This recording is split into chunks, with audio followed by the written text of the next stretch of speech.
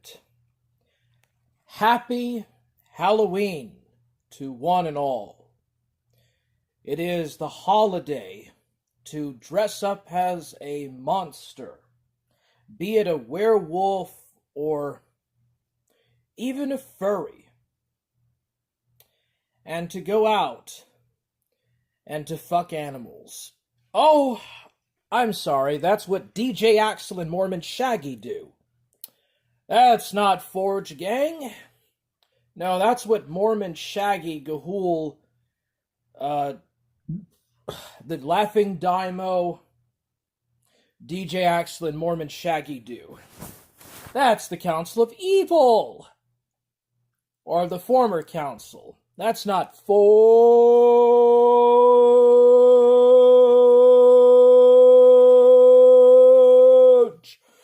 Gang. Because you know why? Because we are not degenerate Halloween furries. Instead, I am a hard man. Let's go. What? Forge Gang. I am still a hard man. Let's go. All right, there we go. So anyways, yeah, I would just like to wish you all a happy Halloween. If somebody else is doing a stream right now at this time, I don't think nobody is. I apologize, but yeah. Here we are. Forge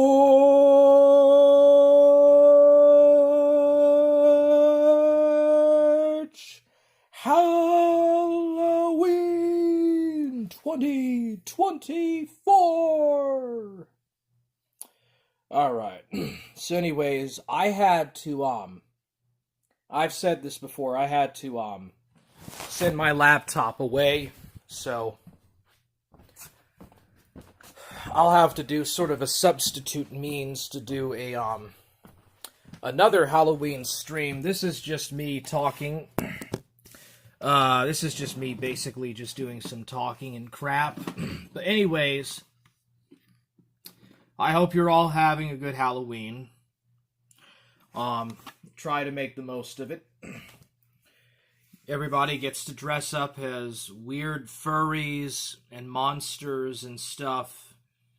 And for furries, they gangbang and fucking gay sex orgies.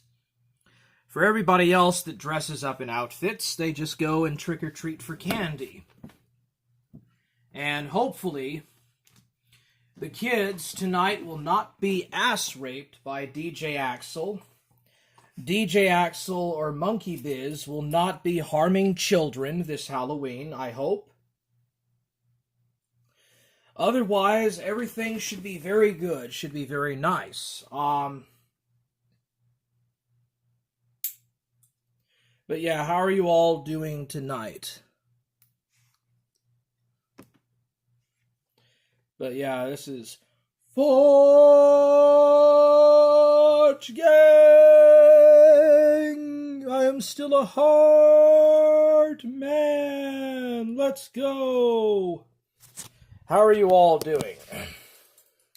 And by the way, stay away from furries like DJ Axel, like Monkey Biz, because they are complete and absolute degenerate scum. Yeah, they are absolute scum. Let's see here. I can't read the guy's thing. Yuji, what the Sigma? Bobby Henry says okay. Tanver Marita says hi. Hello there, Tanver. How are you doing? Happy Halloween. It's Halloween in the West. Bobby Henry says hello. Bobby Henry says I am pretty good. Nice to hear. Bobby Henry says good. Bobby Henry says, thanks for the warning me about that. Yeah, absolutely, Bobby Henry. And then Bobby says, okay. Yeah, absolutely, bro. Anyways, I hope you're all having an incredible Forge-a-tastic Forgerween. Because it is Forgerween, baby. And this is when we talk about spooky, spooky, weird shit. Werewolves and vampires and all sorts of amazing things.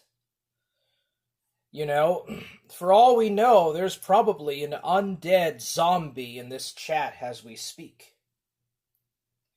There could very well be a ghost of Niccolo, who is a literal ghost. Queen of Karma would know. Queen of Karma has face-doxed Ghost of Niccolo, and he is a literal undead ghost. This is true. And every Halloween, the Ghost of Niccolo begins to perpetually come out and haunt an A-log. Pedophiles and degenerates of the sector. Yes, every furry pedophile is truly haunted by the Ghost of Niccolo every Halloween night. They are tormented mentally and suffer tormented mental anguish by the Ghost of Niccolo, and are perpetually haunted by Forge Gang, because we are still hard men. You know that we're just hard men. We motherfucking are hard men. We get them bitches and they bang them. Get them bitches and we bang them. We get them hoes and we bang them.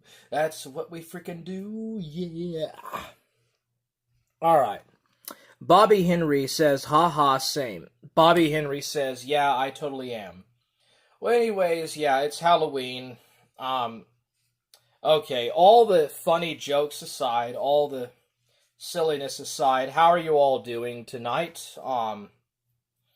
The intro is finally passed. I'm doing pretty good. The usual audience is kind of absent, but I am glad to see new people coming in and saying hello and watching the VTuber thing, the VTubing thing. It's all great. But yeah, I can't sleep for nothing. It's Halloween. You know, it's October 31st. It's freaking Halloween. And it's supposed to be all great and stuff. Jesse says that that's not a real woman. I just literally yelled that I am a hard man. What are you going on about? Of course I'm a woman. Can't you not see that I have a great figure? But yes, I am a real woman. Learn to use my pronouns properly. Jesse says that, let's see here. Roland Dewson says, what the fuck? Jesse says, LOL. JK. Hun Montano says, are you a girl or a boy? I'm a girl. Jesse says, I am goodin', I get ya. Jesse says, LOLOL. I goofin'. Hun Montano, stop the cap. Jesse says, full beautiful woman. I am sorry, ma'am. Well, how do I know that you're a real woman? How do I know you're just a guy that's just using sort of a female name tag in their YouTube identity? So yes, I have dressed up as a woman for Halloween. I am a woman for Halloween, yes. But anyways, yeah, I wanted to talk a bit about some stuff, like some more serious, down-to-earth things. I don't know what's been going on with the Queen of Outlines. Mr. Queen of Outlines himself, King of Pole. I haven't seen him in a while. The Queen of Pole Smokers. Toxic Angel's been streaming a bit, but one of my bros is out taking the magic puffin the magic dragon, so he won't be around. But anyways, yeah, maybe if I just stream long enough, some more familiar faces from more familiar places will show up.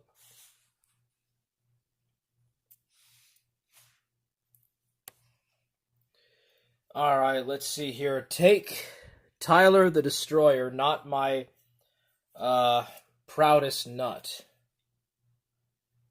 Love the hair. Anyways, I don't know why you're jerking off to pandas, buddy. Do you have a sexual thing for pandas? Do you have a sexual thing for pandas, buddy? Do you nut off to pandas? Do you play games, or like, what do you... This is the first time I have seen you. Have you been watching the Teufelslied stream? I mean, upload. You probably are here because you watched the Teufelslied upload, right? But anyways, yeah, I'm just talking my usual thing here. Oh, no, she's upset. You made me upset. Oh, now I'm more cheerful. There we go. Anyways, yeah, I just wanted to talk a little bit about the history of logic and the history of man's thinking and thinking deductional capacity of the mental traits of the mind. Humans have always engaged in some form of kind of mental practicality or practicality. Western thought is really sort of actually a mind fuck.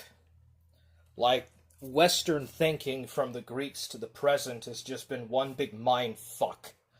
It seems there's been many contentional thoughts or schools of thinking that have come along and have gone, some of which are long dead and extinct, others that have more or less really survived.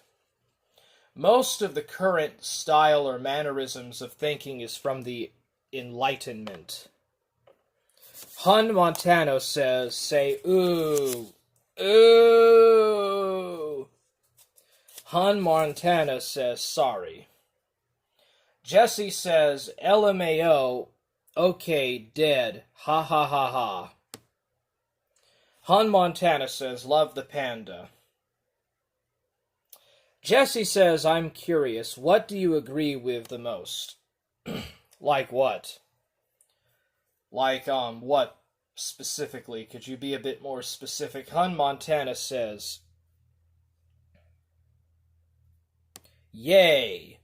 Jesse says, I got some shaded views sometimes. Nobody is really talking about the holiday of Halloween. Halloween.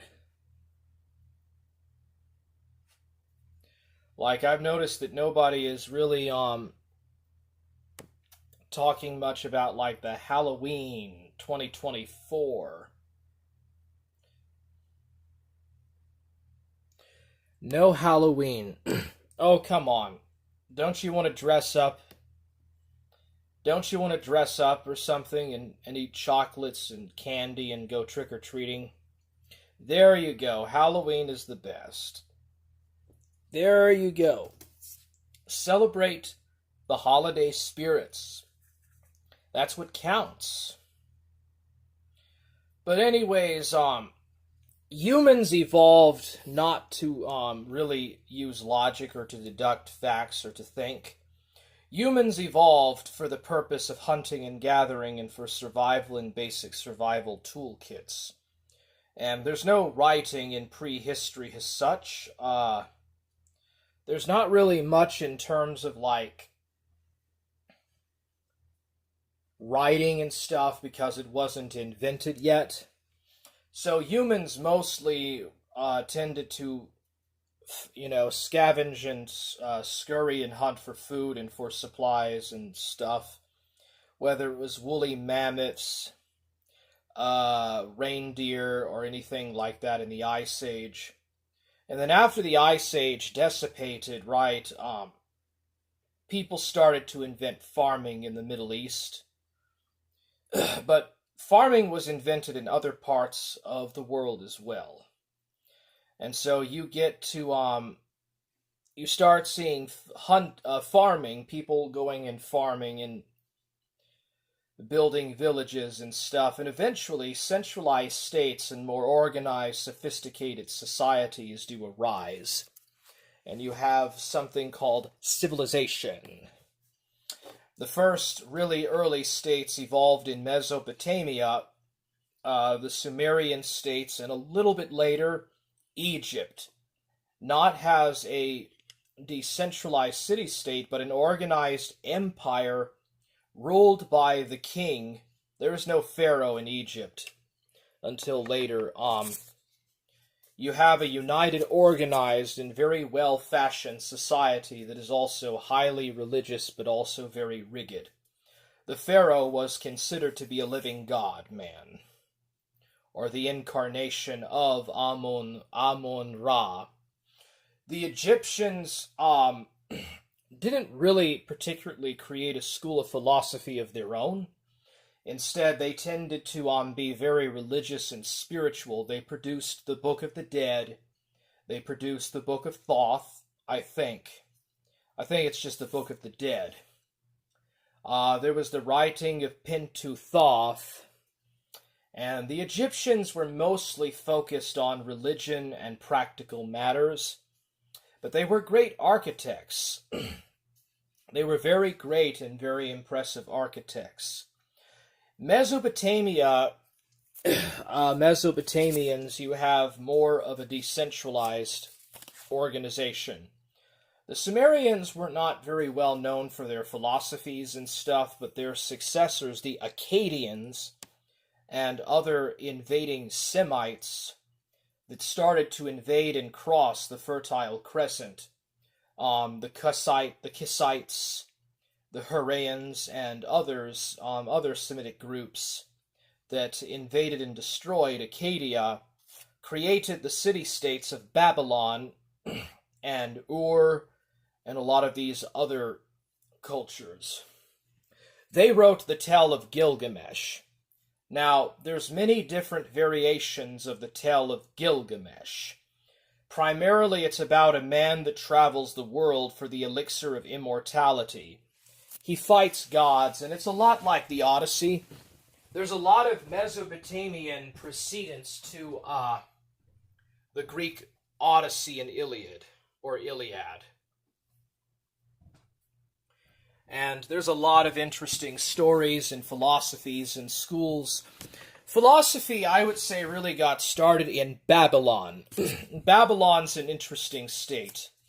There's the Code of Hammurabi, the Tale of Gilgamesh. Some early philosophical schools arose there.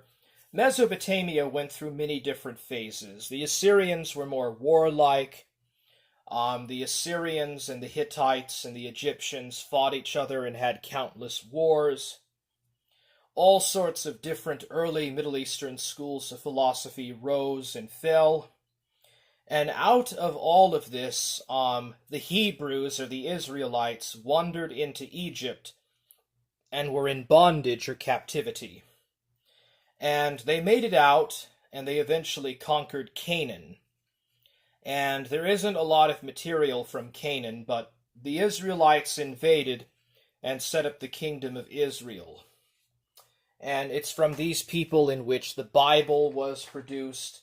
And the Bible was heavily influenced by Babylonian, Canaanite, Egyptian, Assyrian, Syrian, and Aram, Pedoth, and Moabite, and Kissite, and other surrounding cultures, the Ammonites, and the Moabites, and others.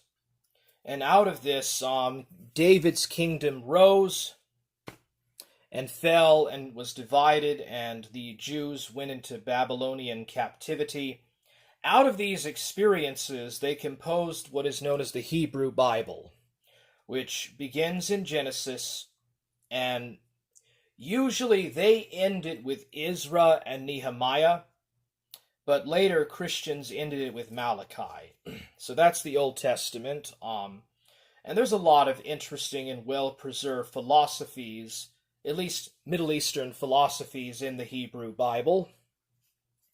India gave rise to its own unique civilizations, and the Indian states, many different Indian civilizations arose and fell. The Indians created the concept of zero. They also created the concept of karma and dharma and the caste system and many different philosophies. In fact, it was out of northern India that Gautama, Siddhartha Gautama, known later as the Buddha, actually came from. And you see the Buddha producing a whole host of many different philosophies. Hinduism, Jainism, Buddhism, and a whole host of other, later Sikhs and others came out of India.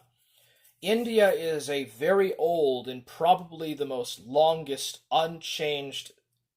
lasting, unchanged civilization from the Vedic age to the present.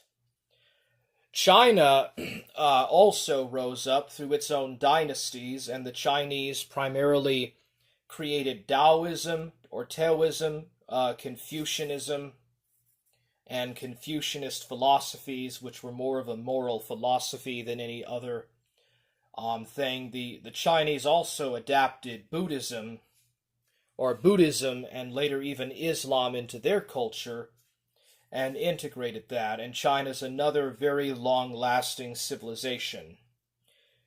In the Andes in South America, there was the Chimu, the Chipua, and the Nazca and other cultures. They did not really invent a writing system, but they did invent something that's kind of like Ogham, the Irish Ogham script.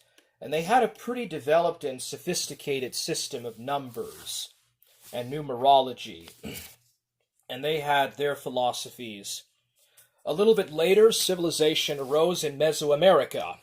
And the Mayans had philosophies about life and death and resurrection and calendars and all of that. They invented their own lunar and solar calendars and stuff. But going back to Western Eurasia, you have many different African states and African cultures that of course begin in Egypt.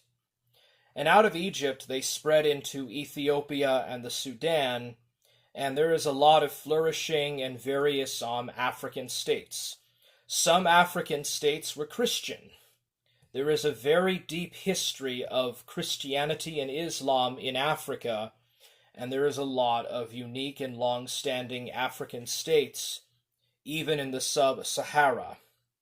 Ethiopia, Kush, and Nubia are very ancient African civilizations. There's also the Phoenicians that traded all around the Mediterranean world and everything, but Western philosophy started in Mesopotamia, close to Babylon, close to what is now Iraq, and it spread to Greece.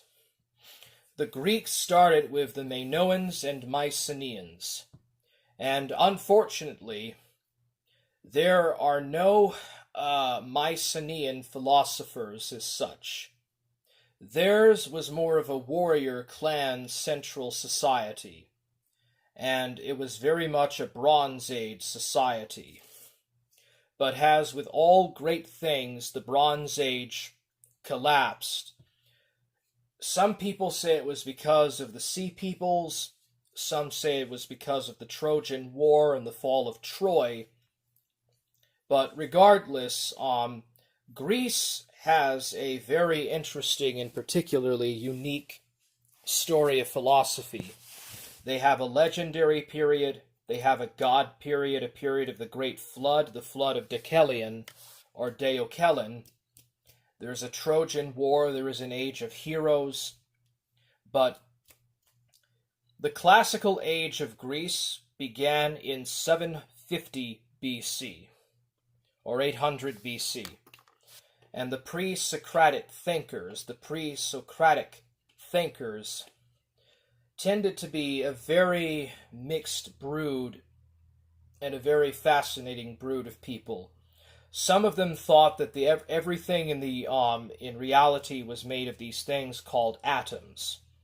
Atoms were the foundation and the meaning and the wellspring of everything. Others said that the universe had always been.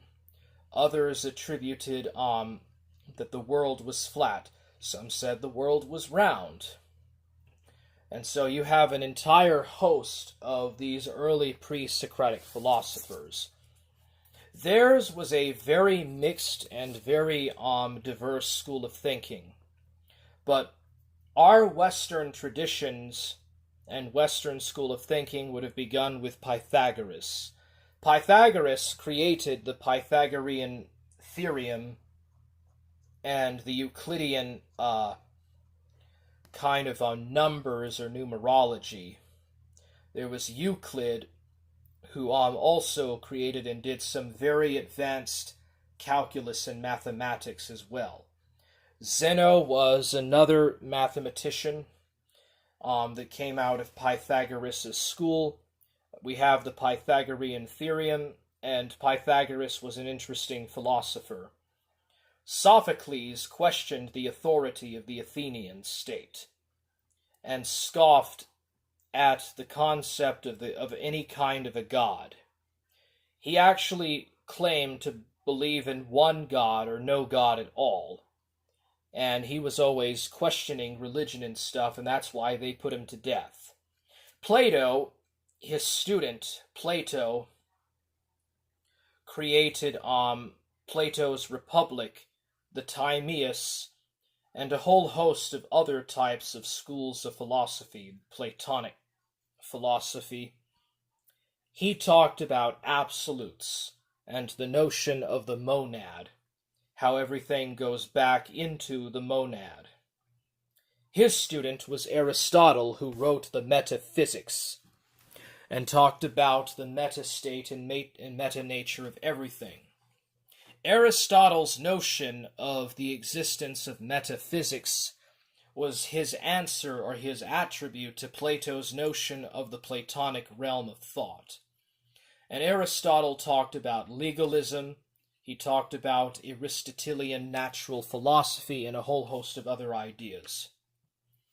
Other Greek philosophers and other thinkers of the age were the Cynics, who tended to be highly cynical of everything. There were the Sophists, who talked about sophistry, and theirs was probably the most progressive school of thought.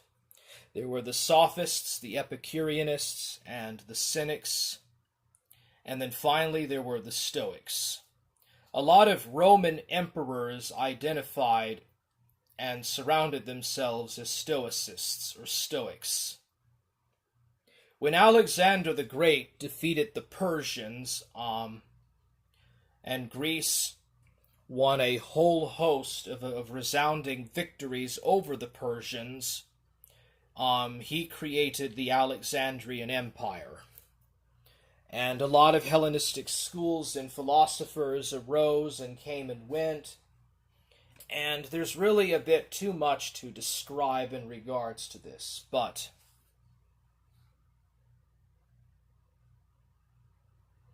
in the Western tradition, it was in fact the Romans who were the successors of the Greeks.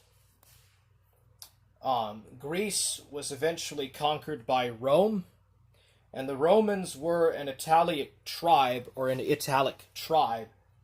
that was subject to the Etruscans.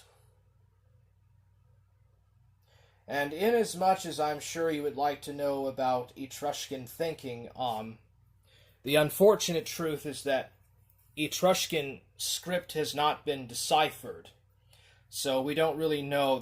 I think there might be one Etruscan philosopher that lived in central Italy. But he didn't really contribute that much. Instead, from roughly 300, 200 BC,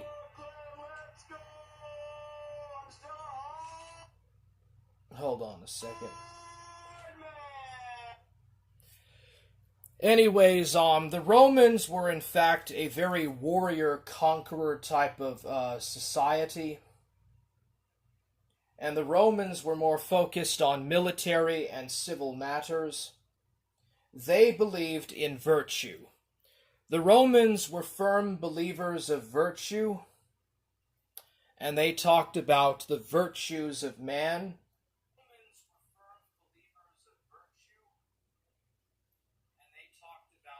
And their religious traditions and religious customs were later adopted into the Roman Catholic Church. Later in the Middle Ages, there's actually a lot of medieval thinking that can be attributed to the Romans. The Romans believed in a host of virtues, and they believed in moral soundness, and were very stoic. That's why the original Greek philosophy of Stoicism, as well as some Oriental mysticism, primarily Egyptian, made it into the Roman philosophy. The Romans expanded their empire and conquered the Mediterranean, and about 200 BC, schools of philosophy began to finally arise in Italy, probably very likely through the Greek colonies of Magna Graecia. And so the first real philosophers of Italy were in Sicily. They were Greek philosophers in Sicily who were the first. Latin philosophers included Seneca, and included Virgil, and their thinking tended to be very pro-authority. Theirs was one of virtue and one of engaging in civic matters and civic affairs. Julius Caesar and later Augustus were highly praised and venerated in the late Republic for their virtuous and civic appeals in matters. And the Roman Republic, and later the Empire, produced their own respected series of Latin poets, philosophers, thinkers, architects, engineers, designers, artists, and so forth. But the Romans tended to focus a lot more on engineering matters, and only really the philosophers of the Middle Republic were the only really significant ones, talking about the 4th to the 1st centuries BC. And around the turn of the 2nd to the 1st century BC, we have Seneca, and we have Virgil, and we have a whole host of Roman thinkers and mathematicians. But other than that, other than the Middle and Late Republic, the Empire was more legalists. In the Empire, there was more copying of the Greek originals and a bit of a veneration for the Greeks and the earlier Latin philosophers. And there was something akin to a Silver Age of philosophy, but the Romans were much more religious than the Greeks were. They were more religious and tended to be more civil workers and engineers and architects and military men than anything else. In the meantime,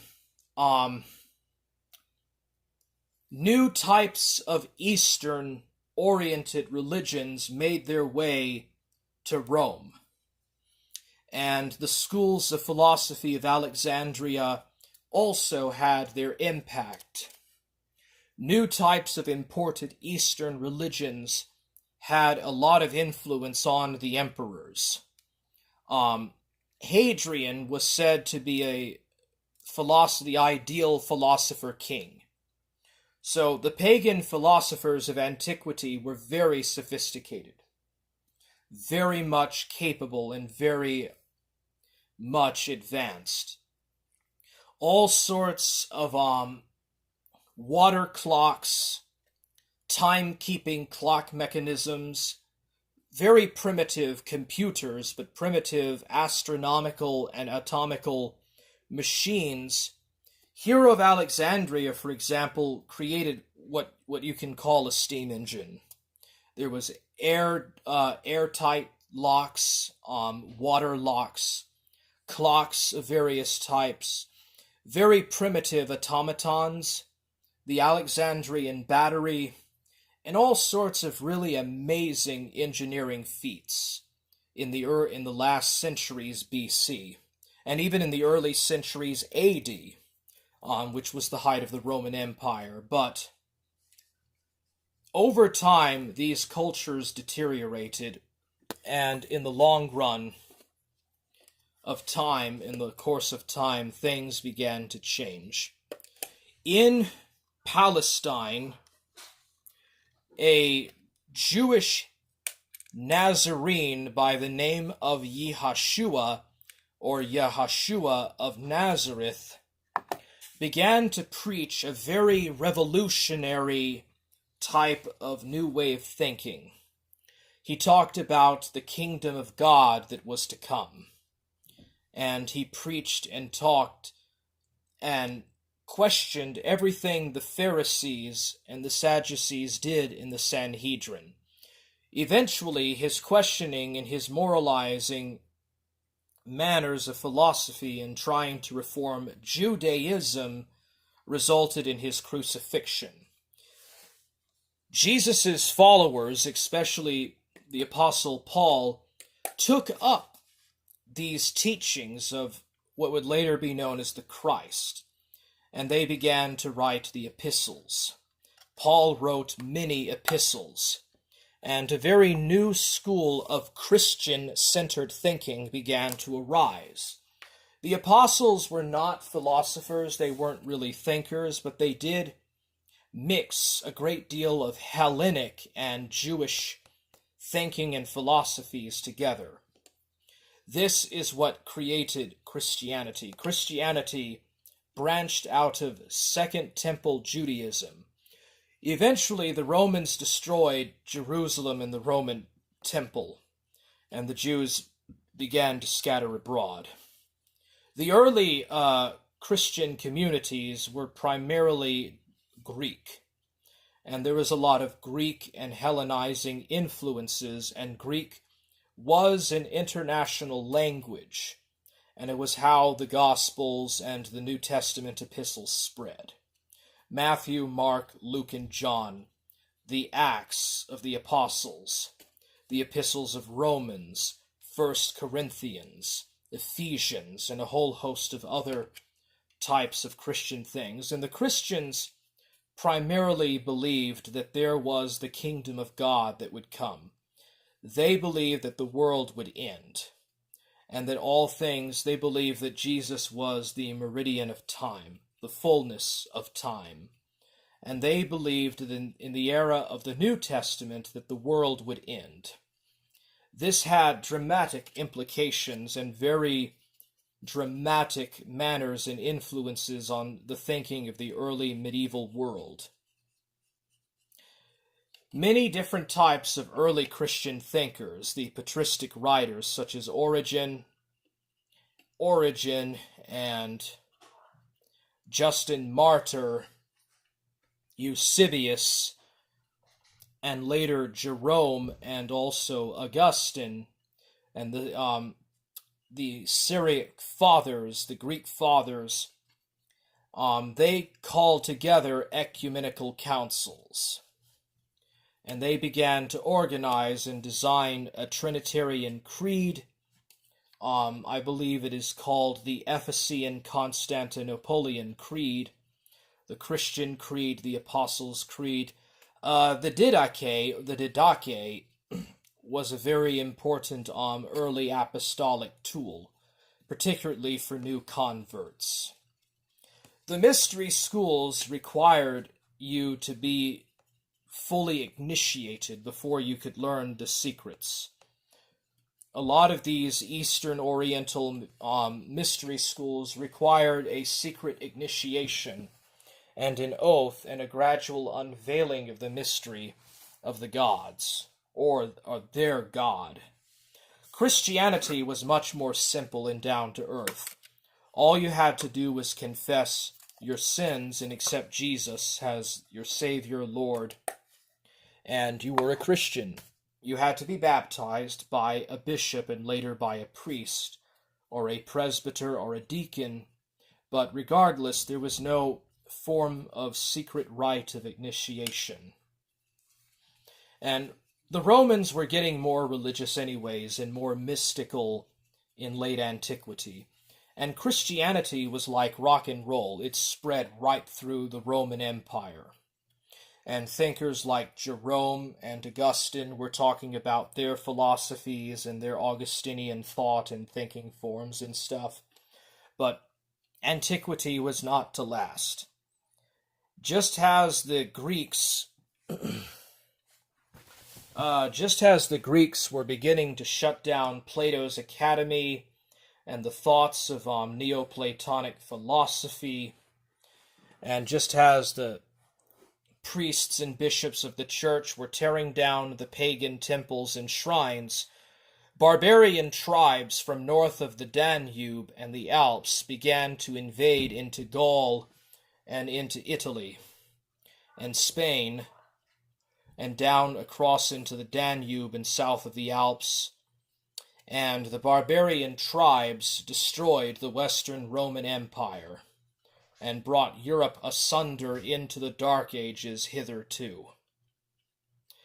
Medieval thinking and medieval thought was very ascetic, and the rise of the papacy, the rise of the papal church, created new schools of thinking, new schools of thought, and very new types of medieval philosophies. The primary thing was that there is the city of man, which was different, quite different from the city of God.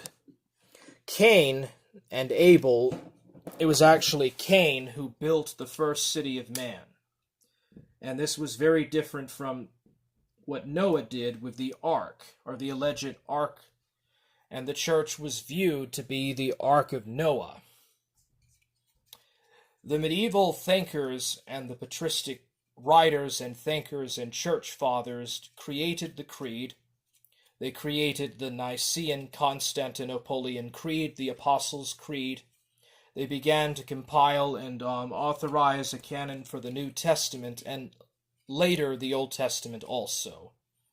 Many different types of Christianities were also in existence, such as the Gnostics, the Ebionites, the Judaizers, and a whole host of different things. But it was primarily the Chalcedonian Rite, out of which Greek Orthodoxy and Roman Catholicism arose. And the church came to have a very strong monopoly over thinking and thought forms and patterns. The Byzantine Empire did not really have a school of philosophy. However, Justinian, the Byzantine emperor, wrote down the Justinian Code. And this had a very big impact in Italy, especially the Eparchy of Italy. But the Prophet Muhammad created a new religion, Islam. And out of the Islamic conquests and the rise of the Caliphate,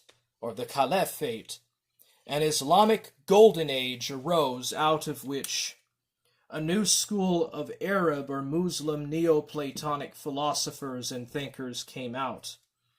And many of these new mathematicians adopted the Indian concept of zero, the Chinese invention of gunpowder and paper, the compass, the mariner's wheel, and a whole host of other technologies made their way by the Mongols or the Arabs into Europe. These technologies would be very significant and very important for the recovery of Europe after 1000 AD. Europe itself was divided and torn up by the barbarians.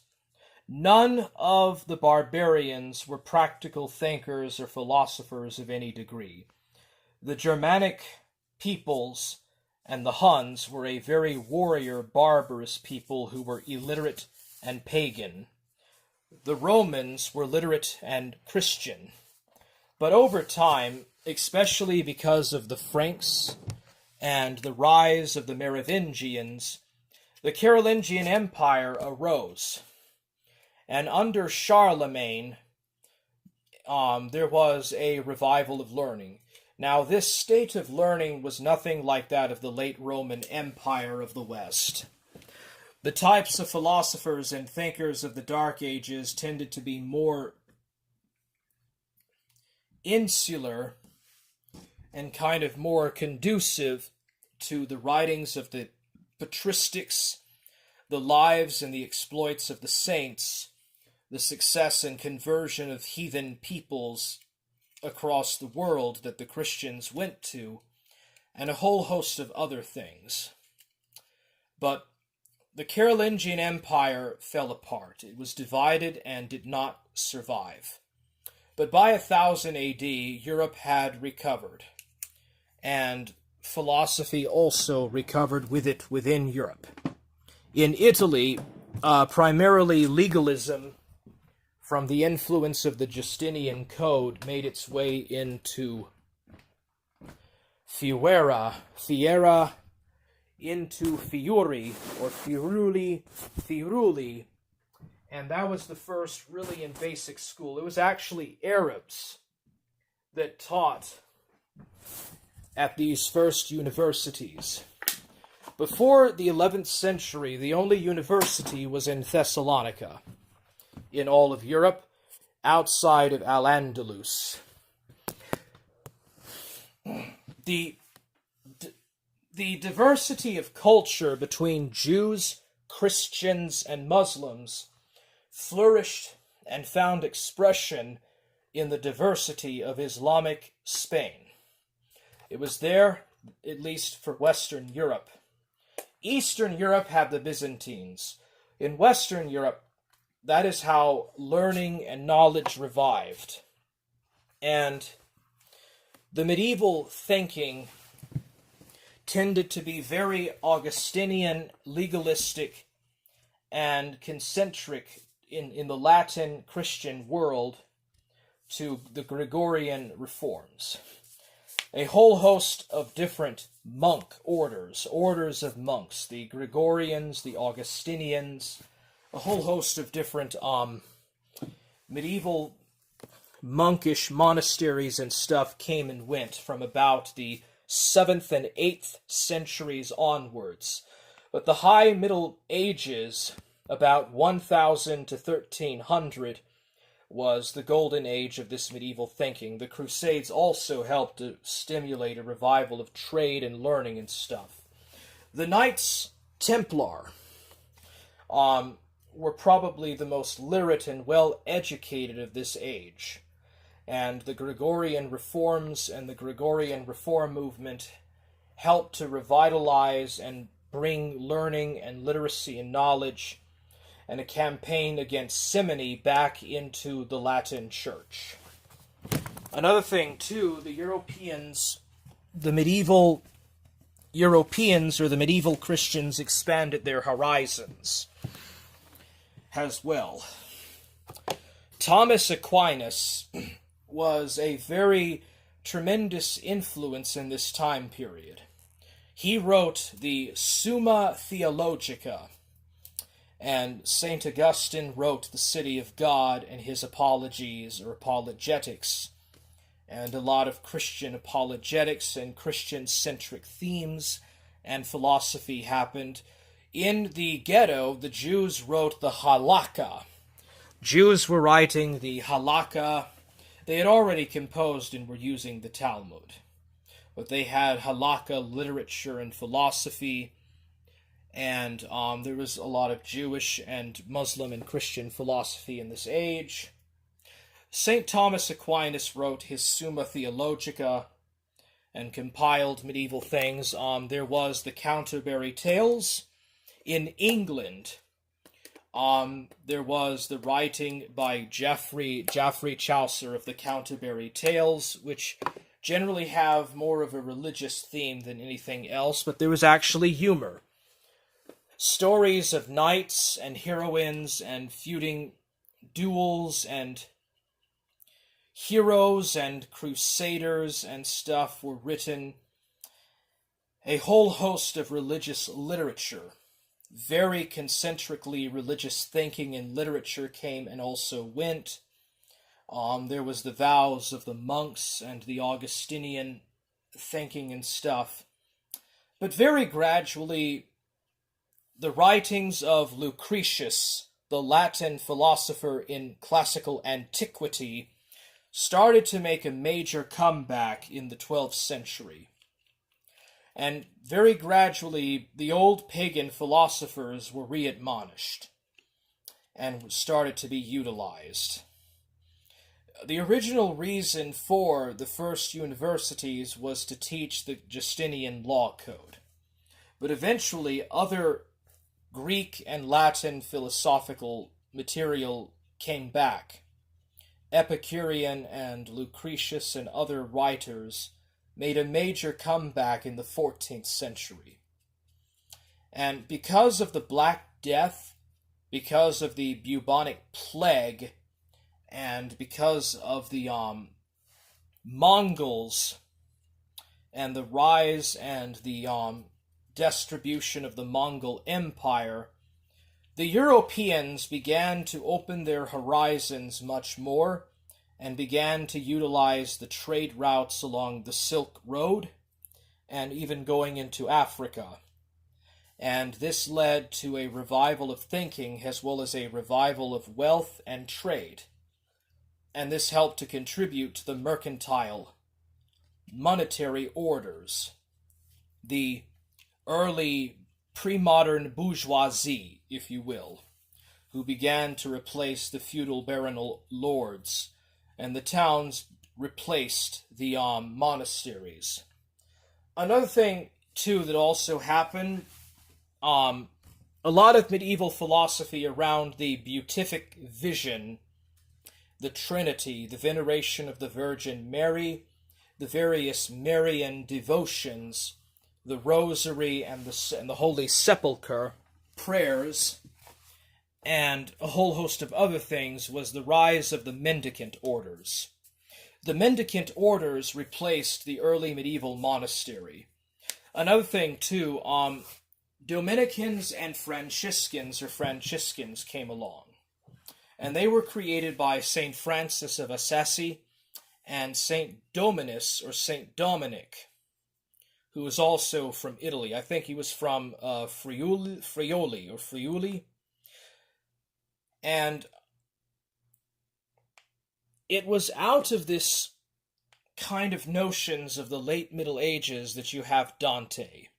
Dante writing the Divine Comedy, of which he talks about hell and purgatory and heaven, and the notions of the beatific vision, purgatory, the filioque, the Trinity, and other of these types of medieval thought came and went. But eventually, the Renaissance happened, and it was bound to happen too. The Renaissance put a great emphasis on the classical learning and classical philosophies, and rejected the teachings and learnings of the Dark Ages. And Florence became a very big and important center of philosophy and of thinking. Leonardo da Vinci, who was mainly an artist, a painter, a sculptor, an architect, an engineer, mathematician, artist, and also philosopher, did many incredible, wondrous things, too many to describe in this stream. The Renaissance philosophers were people like Giotto, Leonardo da Vinci, Michelangelo, and they tended to be more painters and kind of more crafters and designers of the like, and engineers. These were the people that got Europe out of the Dark Ages. Now, the Renaissance began in Italy, especially northern and central Italy, and made its way up into the north, where you have people like Descartes, thinkers like Descartes, and Erasmus. Erasmus was a very important humanist and thinker of the early Renaissance. The High Renaissance tended to focus more on engineering and art than it did on learning and mathematics, but one particularly important philosopher was Giordano Bruno, or Giordano Bruno. He questioned the Trinity and questioned the notion of the existence of God and stuff. And he was burned at the stake in Minecraft for what he believed. A lot of great thinkers and a lot of great cultural contributors were tortured and imprisoned and brutally repressed by the church. Galileo Galilei is a good example of this.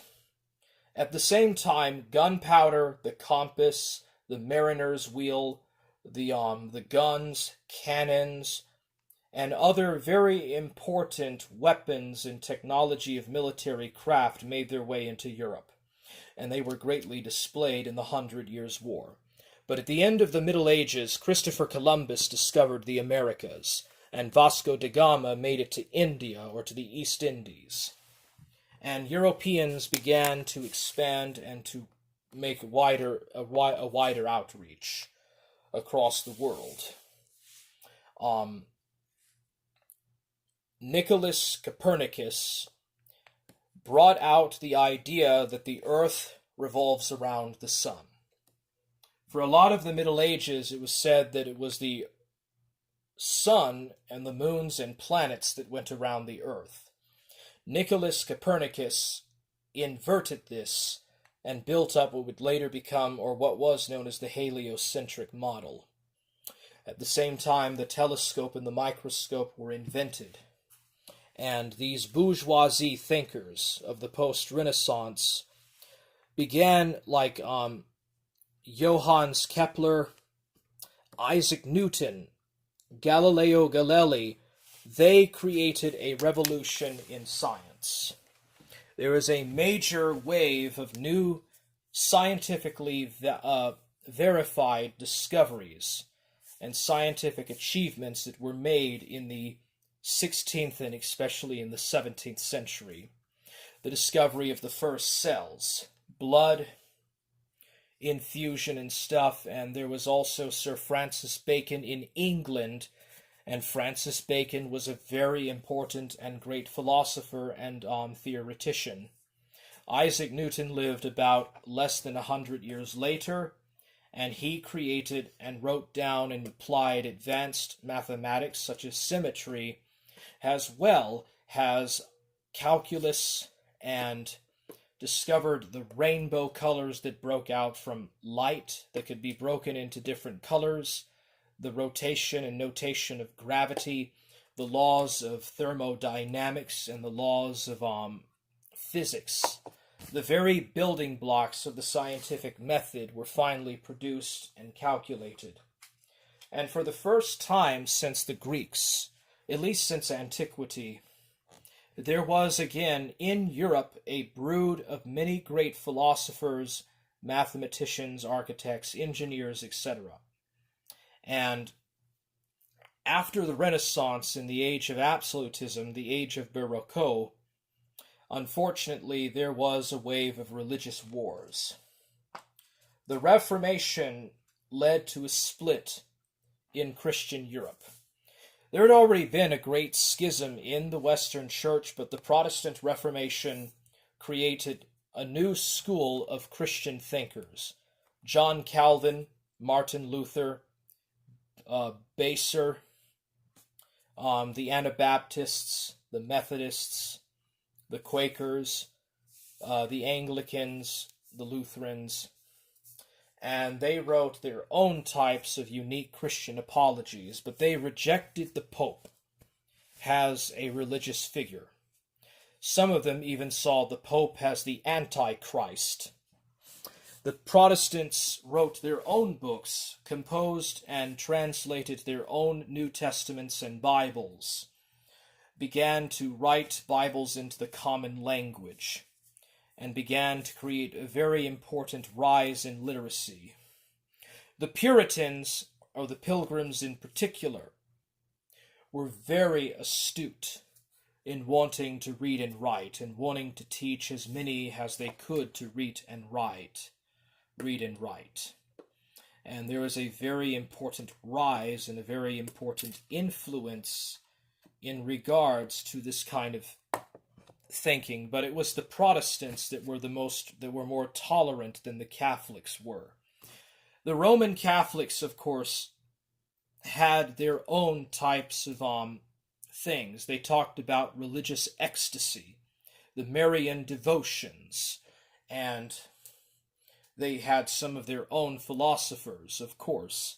But it was the Protestants that led the scientific revolution and the scientific discoveries, especially in Holland, where Huygens created the first effective steam engine that could be used in mining, and created many early atomical and mechanic works and mechanic machines. And it was out of the 17th century that the Enlightenment began to happen. People such as Spinoza questioned biblical authority, or the so-called indisputable account of the Bible. More and more European thinkers and philosophers questioned the accounts of the Bible and what it said in the face of developing science, and a biblical skepticism arose. There was also, of course, a lot of people like Thomas Hobbes and his Hobbesian school in philosophy, and there was Bacon, Francis Bacon, and Thomas Hobbes, and John Locke. John Locke, for old school liberals, is a very important thinker. John Locke talked about the natural world, the natural condition of man, and that man is naturally born free. The notion that man is concentrically born free. It is out of these 16th and 17th century philosophers in which the notions of freedom, liberty, and justice, and trial by court and the law and stuff was effectively done. England and later Great Britain led the way, as did Scotland in regards to this. They also created deism, which, while it did not reject the existence of a god, it definitely rejected the notion of a perfect creator, and talked about an unknown God, or just the creator. This had a tremendous impact on Freemasonry. The 17th century had very important discoveries, and the wider universe was being seen, new worlds were being conquered, and the notion of other star systems and other things began to take place. But it was in the 18th century, and especially in the Freemasonic lodges, in which Freemasonry arose. The notions of the Freemasons and the Rosicrucian influences on them, in which these ideas of the Enlightenment began to flourish. And it was in the Enlightenment that you have people like John Locke, Diderot, Thomas Paine, Benjamin Franklin, and Voltaire and Rousseau, who had a very profound influence on France, that began to talk about how man is born free. They talk about the natural born man. They talk about the noble savage. They talk about the notion of the noble savage, and that man is naturally born free, yet he is in chains. The world must be set free from feudalism and all of this. And this kind of Enlightenment learning had a very profound influence on the bourgeoisie, the middle classes and stuff. And Europe was still ruled by kings and dukes and squires and noblemen, and the church had a very big influence in the 18th century. But by the end of the 18th century, even the church began to doubt its own legitimacy. And the new notions of deism and atheism, the lack of the belief in a god, the lack of a belief in religion, began to have a very profound influence. There's also utilitarianism, or the school of utilitarianism, which talks about that you need to be free and independent. And if you are just given the chance, you can actually start your own business and you can work yourself up in the world. You don't need noble privileges to, or like the legacy of an inheritance to, become better. You can better yourself. You can work and do things for yourself and become your own man. And you can become wealthy and get up in the world. These were very tremendously radical ideas for the time. And they had a very direct influence into the American and French revolutions at the end of the 18th century that really turned the world upside down in a way. The founding fathers, Benjamin Franklin, Thomas Jefferson, wrote that all men are created equal, and they are endowed by their Creator for these things: life and liberty, the pursuit of happiness, and so on and so forth. And little by little, the old Christian medieval order is stripped away. It was stripped away in the Renaissance and in the rise of the absolute monarchies, but it was finally the age of the revolutions that brought it down. The separation of church and state, the rise of the nation state, especially in France.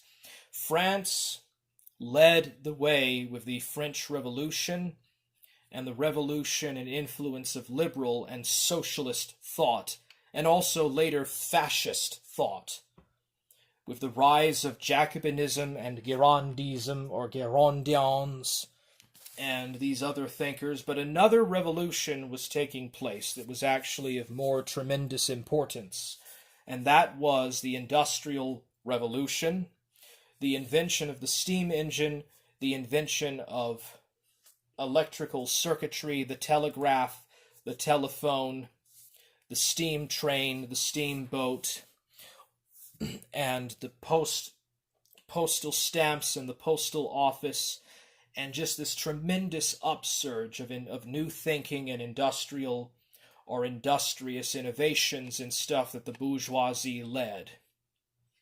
But a lot of people were in very stark poverty because of industrialization.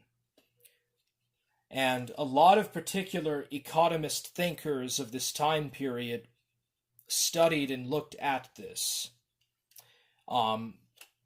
In Great Britain,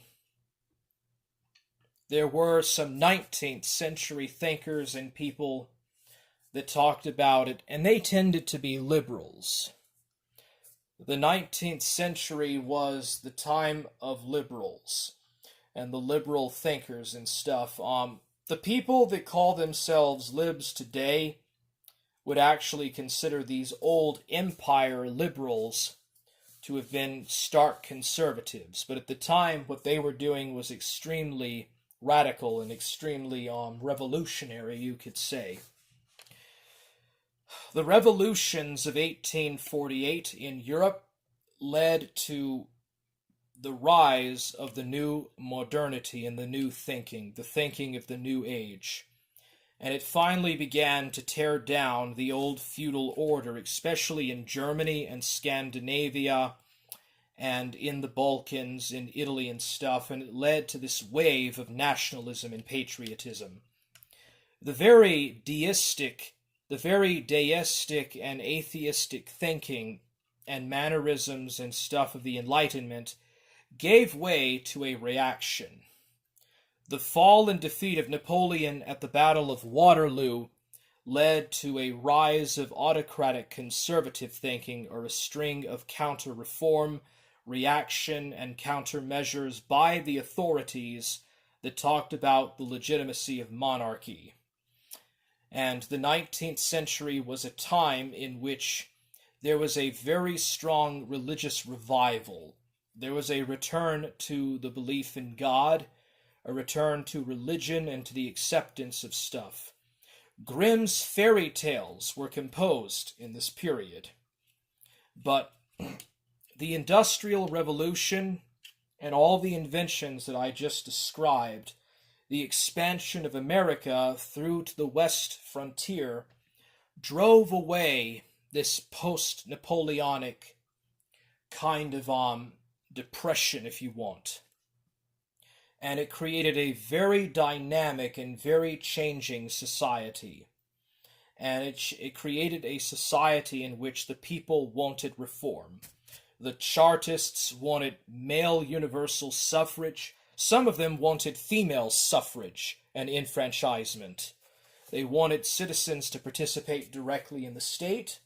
And it is out of this in which you see the American Civil War, in which the North, which was very religious, the puritanical North and its religiosity and fervency against the influence and spread of slavery into the West, especially west of the Mississippi and north of the 48th parallel or whatever it is, and the abolitionist school and the abolitionist thinking, or the thinking of the abolitionists, and the revolutionary notion of universal humanity, the notion of a universal mankind, and the abolitionist drive, which was very religious, very religiously fanaticist, and inevitably it led to the Civil War.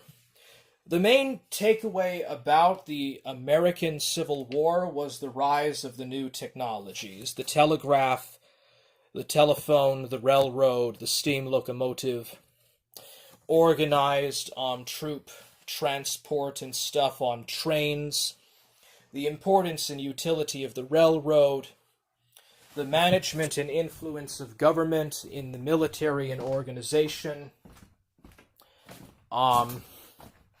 patriotism and national devotion is what finally drove the North to defeat the South. And it was those technological and as well as the influence of a growing population and rising living standards and just the notion that all men are born free. All men are created equal.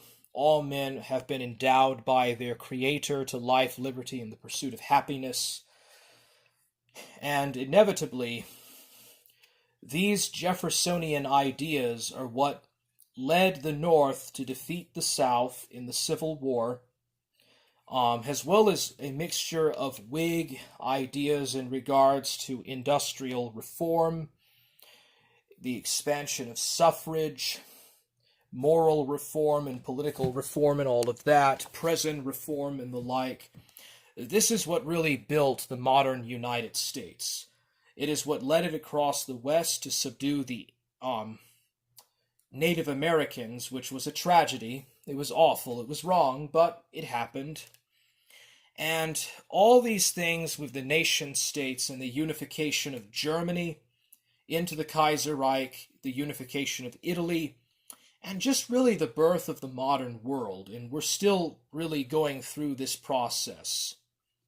But at the end of the, by the outbreak of World War I, the outbreak of the First World War, Europe had changed tremendously. Europe was leading the world in technological and scientific discoveries, mathematics and innovation and thinking, and new thinkers, economic thinkers like Karl Marx, Friedrich Engels talked about the alienation of the workplace and its drive by the capitalists. There was also Friedrich Nietzsche, who talked about "Thus spoke Zarathustra," completely threw out and rejected the notion of a god, or the morality of Christianity. He called it a slave morality, and talked about a master morality, and other things. There was also the rise of the school of social Darwinism, and out of that, a very tremendous change, a very radical change in the 19th century, which led to the rise of the notion of evolution, the notion of biological and gradual change of living organisms, and a rise of these modern concepts as such, which had a very tremendous radical influence at the time. But the main takeaway of the 19th century was generally an avoidance of radical revolution, and generally a avoidance of the notion of kind of populism by means of reform. Les Miserables, or The Miseries, was an important French work. But there was a very strong rebellion. The anarchists, the communists, the fascists, so-called anti-Semitism, and Zionism too, all came out of this period. The 20th century was a very dramatic change. On the one hand, the 20th century brought in new discoveries of medicine. Penicillin, kind of new types of medicines and drugs that fight viruses and stuff, and it led to a lot of cure. A lot of curing of diseases such as measles, typhoid fever, tuberculosis, bronchitis were actually, and polio were finally healed and done. And people's lives were extended. And things were getting better. The automobile, the airplane, the computer, the internet, all these things came along. But there was a dark side to this. World War I tore Europe asunder. And a lot of these early modern empires or pre-modern empire states gave way to more centralized nation states. And this autocratic order was replaced with either democratic or totalitarian systems. But Wilson's peace settlement and the Wilsonian order was not to last, because the outbreak of the Great Depression led inevitably to a reaction to the post-war chaos. Adolf Hitler wrote his Mein Kampf and talked about a lot of things that I cannot say in this thing, but fascism became very popular. There was a right-wing backlash all across Europe. And in just about every European country, there was a fascist party. It was in Italy that the fascists under Benito Mussolini rose to power. The Soviet Union, under the CPSU, the Central Committee of the Communist Party, overthrew and replaced the provisional government that had in turn overthrown the Tsar. And Russia went through a very brutal civil war that lasted almost as long as the First World War. And all across Europe and Asia, new states and new countries were formed, with very contested and very indiscreet borders. And these types of new, ever-centralizing states led to the rise of totalitarianism, and the rise of the totalitarian dictators, the National Socialists in Germany, the Phalangists in Spain, the Fascists in Italy, and the Imperialists in Japan, which inevitably, through their economic aspiration to economic autarky and self-sufficiency, their interests in redividing the world and the expanding of these new totalitarian empire states led to the outbreak of the Second World War, which killed more people than any conflict ever. The thinkers and the philosophers and the mathematicians and scientists of these eras, or of this era, created weapons of such tremendous destruction on human life and degradation and desecration of cities, mass bombing raids, the atomic bomb, the complete defeat and almost revenge in the form of genocide, atomic bombings, air carpet raid bombings, and just tremendous atrocities and stuff.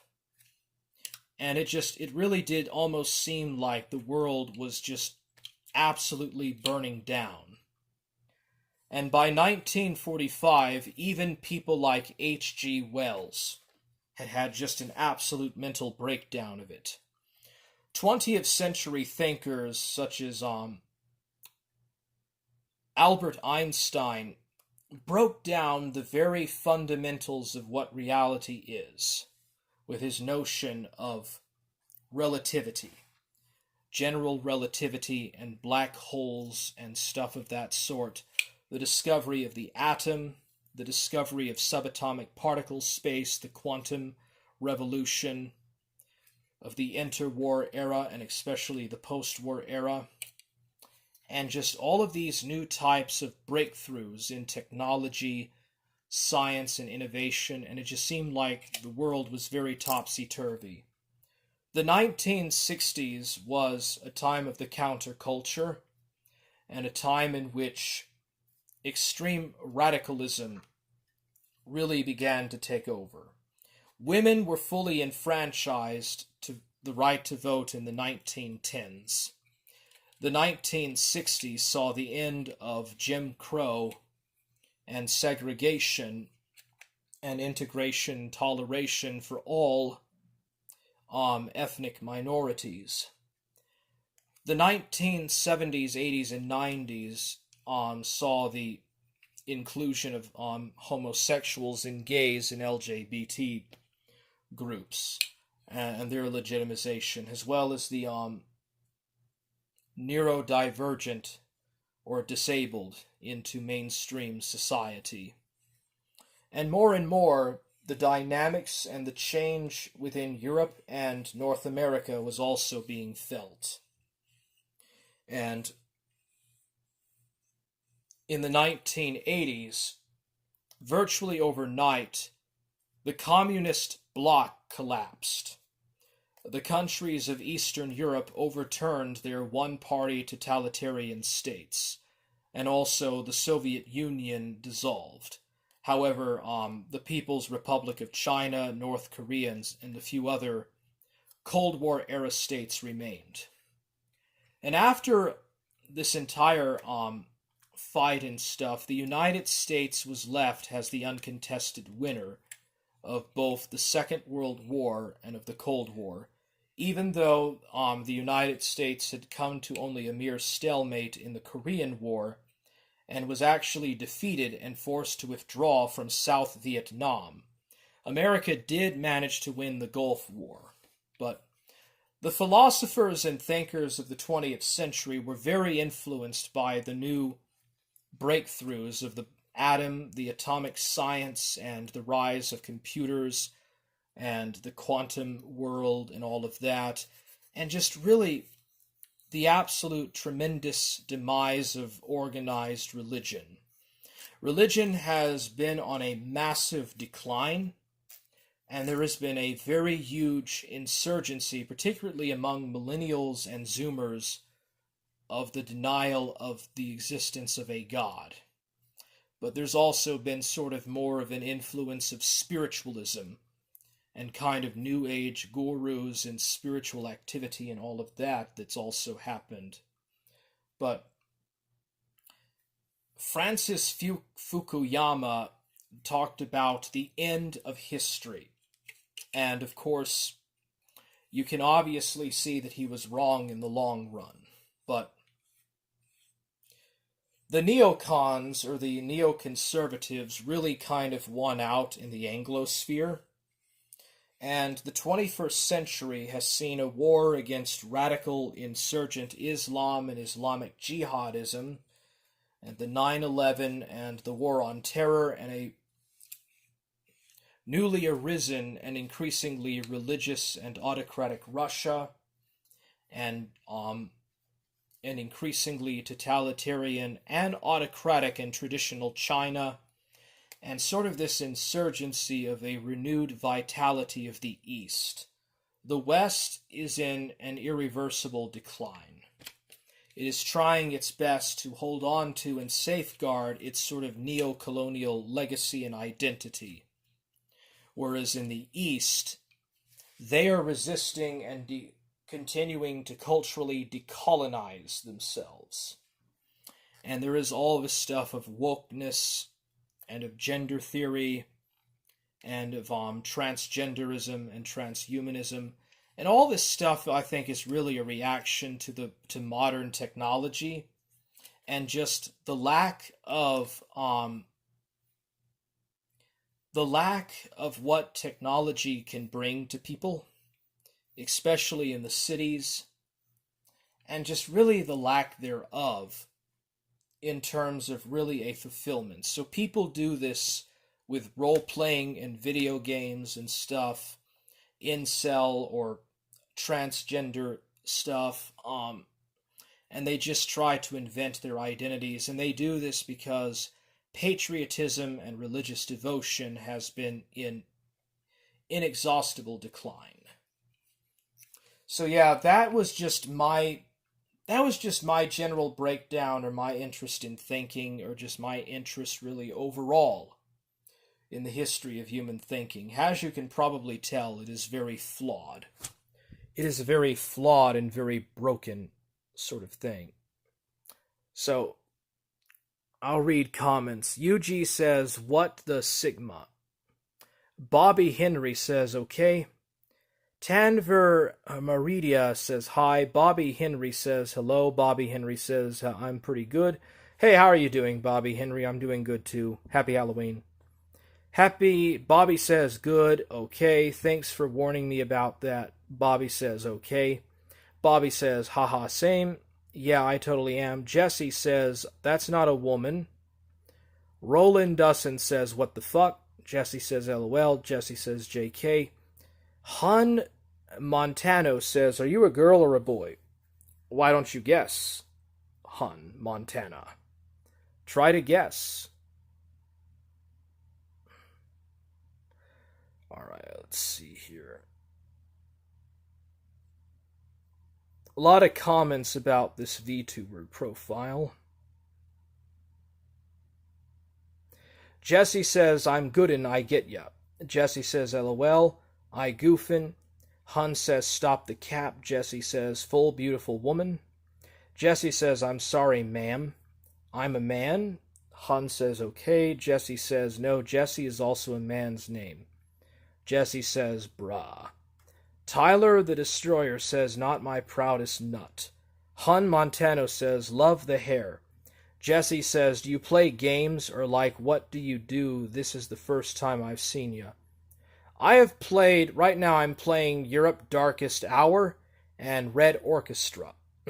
I've also been playing some of Deus Ex and a few other games. I also like Sniper Elite, Call of Duty. I play a lot of very diverse sets of games. But yes, I am a gamer, if you're asking me. Gamers, rise up!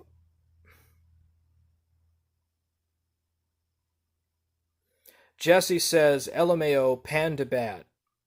Hun says, love the panda. Jesse says, LMAO or okay, dead. Ha ha ha. Hun says, sorry. Hun says, say, ooh, ooh. Jesse says, I'm curious, what do you agree with the most? Hun says, yay. Jesse says, I got some shaded views sometimes. Jesse says, like, I just want to know you. Hun Montana says, what holiday do you love? Jesse says, no Halloween. Jesse says, NVM. Hun Montana says, Halloween is the best. Jesse says, I am misunderstood. Jesse says, want to hunt some creatures. Jesse says, you ever hunt anything forge? Hun Montana says, have you seen Nightmare Before Christmas? Yes, when I was a kid. Jesse says, hunting is fun. Hun says, wow. Jesse says, I don't know much about Egypt. I'll teach you. Jesse says, interesting. Jesse says, you have a good voice for commentary. Thank you. Jesse says, are you religious or do you just read this stuff? Not sure what you mean. Jesse says, seems like you kind of study or something. Oh, I've studied a lot. Jesse says, what do you think of Norse mythology? That's not really my main topic of interest, if that's what you wanted to know. Jesse says, everything is tainted. All right. And Chauncey Fatsack says, when Camelot wins, will you eat the bugs? I will eat the bugs. Oh, dude, I hope that transhumanism does not win. I hope that transhumanism never wins. Chauncey Fatsack says, you know what the triangle on the shirt is an LGBT dog whistle. Yeah, I'm fucking trolling. I'm trolling the libs. Chauncey Fatsack says, all holidays have been hijacked from older traditional celebrations. That is very true. I think our Halloween comes from the Irish Samhain, and the Romans holiday. I forgot the name of the Romans, but it comes from that. Chauncey Fatsack says, natural selection is the only way to return to monkey. Natural selection is the only way to the future to build better humans, more ingrained and natural humans that will carry forward the future path of civilization. Natural selection is king. Alright, I guess that's going to be it. Thank y'all for watching.